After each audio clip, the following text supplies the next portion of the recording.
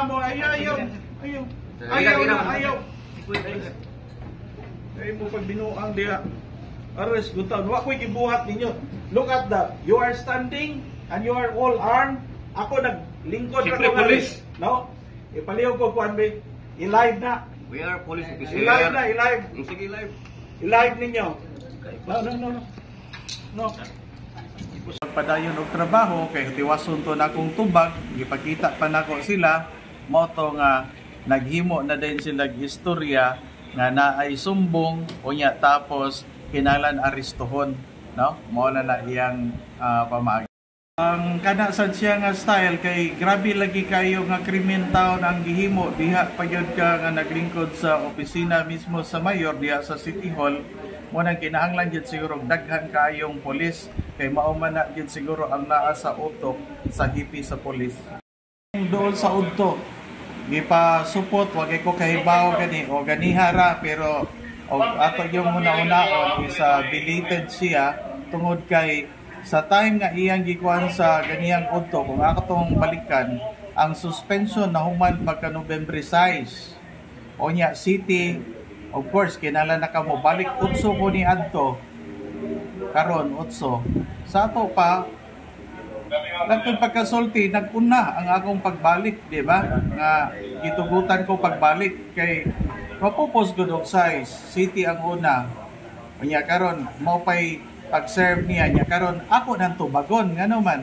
Nasulti na biya na nga ang basihan nga nganong mo balik tungod kay napupos na ang suspension. Ikaduha, si Mayor Mike, mao gihapon ang mayor tungod kay wa siya maserbihe nag-unsa na nga desisyon nga gikan sa asa na sa ombudsman ba kunya wa sa na maimplementar.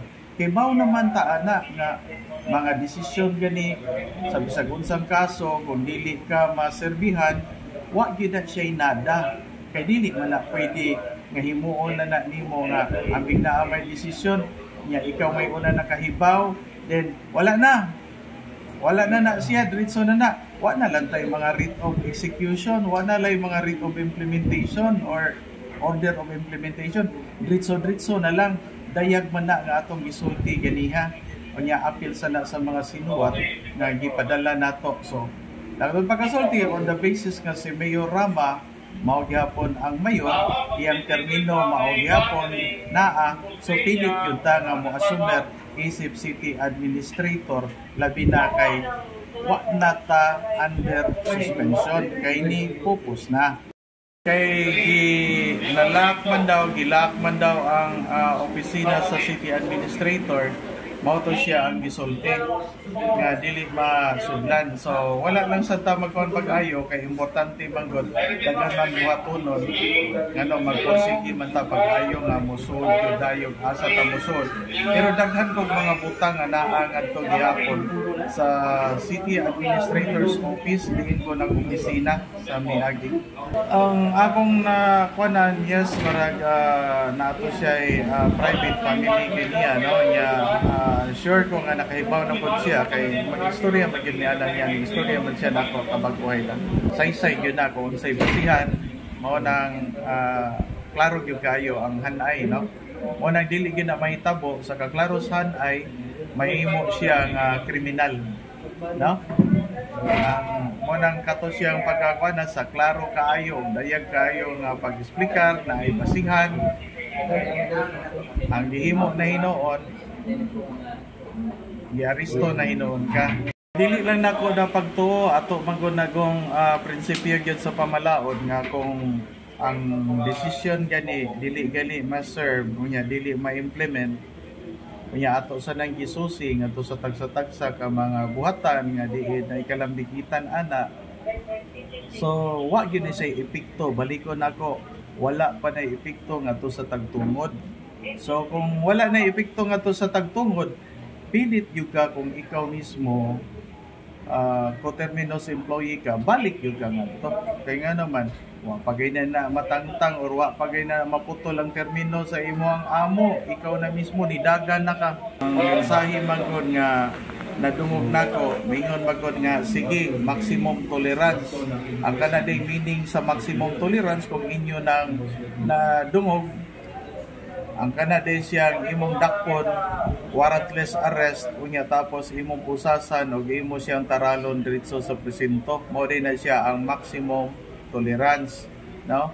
Unya ikaduha pa ni ana, bisag walay warrant, imo na siyang damputon. Agi na gyud nagklaro kay pangabuso kay nga naman mingon lang ka nga nagpirma ana, kaya bago na makit-an sa pulis kung nagpirma-pirma imong basihan, that means kinahanglan na siya nga una-unaon og analyson sa ato pa regular na ang pag-file ana sa korte kung naa kay gamit. Kay ang makit-an biya sa mga enforcers dili lang sa pulis kanang nagpublic kag crime unya paingon ka nga mubuhat ni ana, so makita gyud niya. So may iyang nakita nga naglingkod mangko niya nag-computer abuso. Likayan nato mga igsuon, labi na dili sa gyud nato sini siya nga palabyon nga kung naay mga abuso, naay paggamit, labi na karon nga daghan kay mga panghulga unya magikan pa gyud sa KP sa kapulisan, dako na siyang abuso kay magpabilib ra pod siguro kay kini mga politikanhong interes karon mao man gyud na siya grabe kay istanan nga nihimo kasikas. So kini siya karong puntuha, kinahanglan lang ta nga amping ta, barog yun ta kung unsay tinuod, dili ta mahadlok ni ana o niya para lang sad sa kapulisan, dili man sad tanan. Tan-awa sa ninyo pag-ayo kung sao ninyo pag-implementar ang balaod kay dili ra ba ingon nga kung unsay sugo, kung illegal inyong tumanon, madisgrasya gyud mo ana gyud. Maapil ang inyong pamilya, maapil ang inyong hasang trabaho. So para sa mga kalapasan, expecta nga ato agyo na siyang filean o mga kaso labi na kining abuso niya nga gibuhat yun mismo sa syudad sa Subo nga wa maanad ang mga tao nga rin nga imo lang yatak-yatakan. Naa kay offense ang angay siguro nga isulti asa ang sumbong kay aron madali sa huwis pagtagad. Kay kung walay sumbong diha pangharas na, no? Imo ra nang ipatanggong diha kay aron maluya na diha unya pangsaras na. Dili na siya ingon nga kung naay kamanduan sa huwis, ang huwis mo grant gyud nag-bail sa mga bailable offense, makapiyansa gyud na. Pero ang buhaton sa pulis, daliod na niya, iya nang ihatod ngadto sa korte para nga makagawas dayon kung naay kamanduan ang huwis, no?